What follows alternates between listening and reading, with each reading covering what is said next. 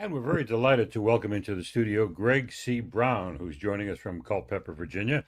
And up in the corner there, on top of him, is Vee Brown, his daughter, who's joining us from North Carolina, Vee, I think you said, Correct. from Elon University. We're going to talk first a little bit with Greg because Greg is a guitarist, a composer, recording artist. He has many, many CDs out there, and he performed at Carnegie on February 17th.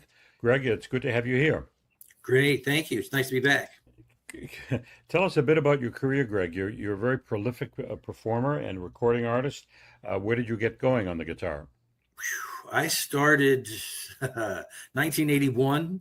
Started playing guitar and just the basic stuff. Growing up in America, blues, rock, and did that. For many many years. Heavier music. It was the '80s, and then kind of in the early '90s when I moved to Virginia, I really pursued classical music, flamenco. Kind of a little bit more world music. And ever since, and even along the whole journey, I've been writing music. So I have music that reflects all of that, either blues or jazz, heavy music, and of course, classical music as well. I got into orchestration a lot. Really? My first degree was in audio engineering. So I did that. And then I Ah, specialized in music business for my bachelor's. So doing publishing, copyright law, all those good things. And during the pandemic, I picked up a master's in composition. Actually, in December, I recorded a piece with the Czech National Symphony in Prague, and that is about to be released. Actually, stay tuned for that one because there's some contracts signed. That'll be up on a major label that'll be coming out shortly. and what was that composition like with the Czech? Now, I've been to Prague. I've been to the Rudolfinum. Nice. Tell me about that that project. Yeah, so that's for guitar and full orchestra, and it's like modern 20th century orchestra. So I mean, full bassoons, cellos, horns, timpani, the whole thing. But you don't always hear too much with the guitar.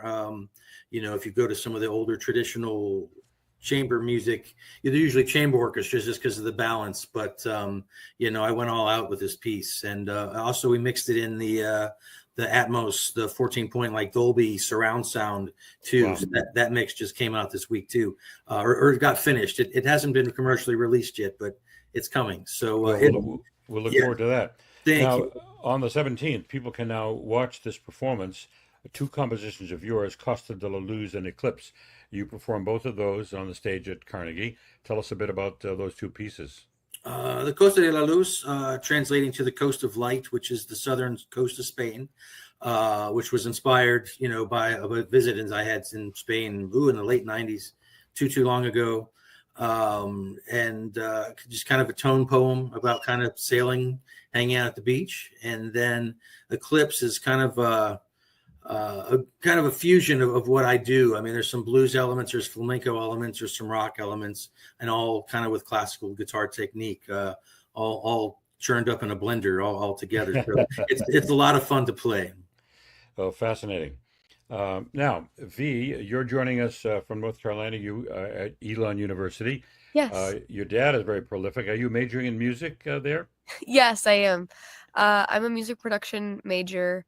It's a great program here. I love it. We have studios and stuff that we get to work in and record in. And I have a whole bunch of friends that are like in bands and I get to record them and work with them all the time. It's great. As long or along with just writing my own stuff and like trying to get it out soon, hopefully. Right. And so you're primarily a singer, but you play any other instruments, or you get around on the piano a little bit? Yeah, I do. I played piano when I was younger and then I stopped, but I've restarted and I love it. I like writing on the piano a lot. And then Hmm. I also play guitar, but not nearly Uh-huh. as well as my dad. Uh-huh. And then some ukulele as well. I see. And what genre do you enjoy singing the most? Is it what would you say, blues or Great American Songbook or? That's a hard question. I feel like I'm all over the place. I've That's good. done theater, so musical theater repertoire is not strange to me, but neither is like more artsy stuff as well, because I've done like choir, like state choir and stuff in high school. But for me, I really like to do more like alternative, like almost experimental sounding Hmm. stuff. just kind of having fun with the voice. But I love blues, jazz, pop, something chill. Yeah. Yeah. Are you a fan of Billie Holiday? Yeah. Her voice is beautiful. Yeah, she was something. And Very then on the 28th, June 28th, you'll be performing a piece to be determined Yes. with your dad. So it'll be guitar and voice. Mhm. Do you guys have any idea what that might turn out to be? We're planning. We're talking about a couple different things. So I know she's finishing up her semester now. So we've been doing some Zoom calls here and there, back and forth. We want to do a piece that Vee wrote, and then probably something that's a little more standard, more recognizable. But so exactly, it's you'll have to come to the show. That's Yeah. what it's all about. That's right. And so, V, do you actually write the guitar part as well, or the chords, or do you actually write it out? How does that work? For some of my songs, that's what I've done.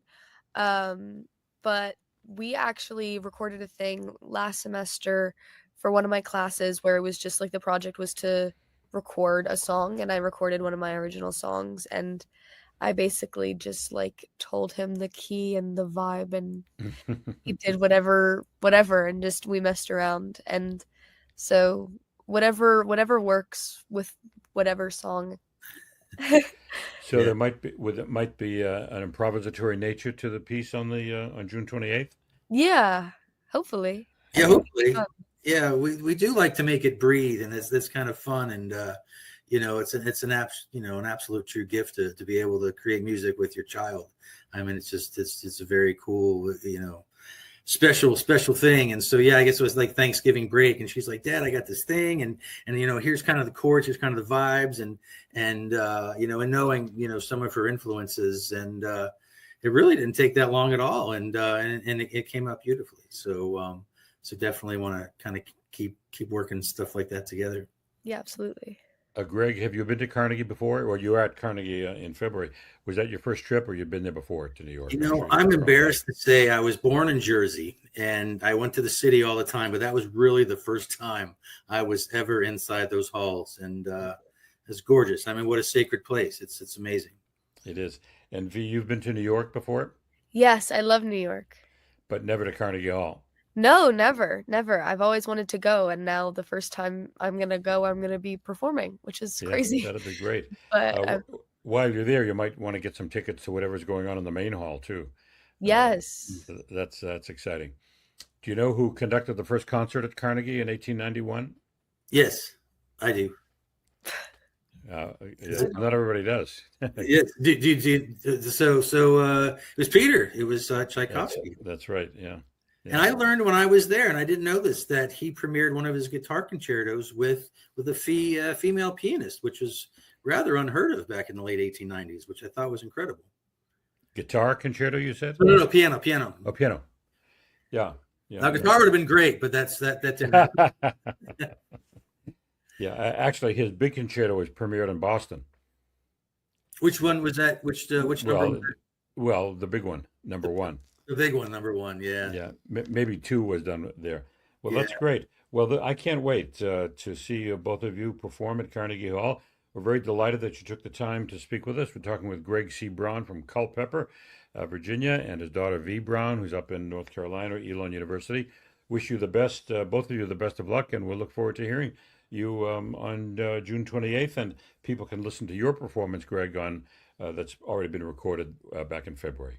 Great. Thank you all. Thank you both for your time. Awesome. Thank Thank you you. so much. Have a great one. Thank you.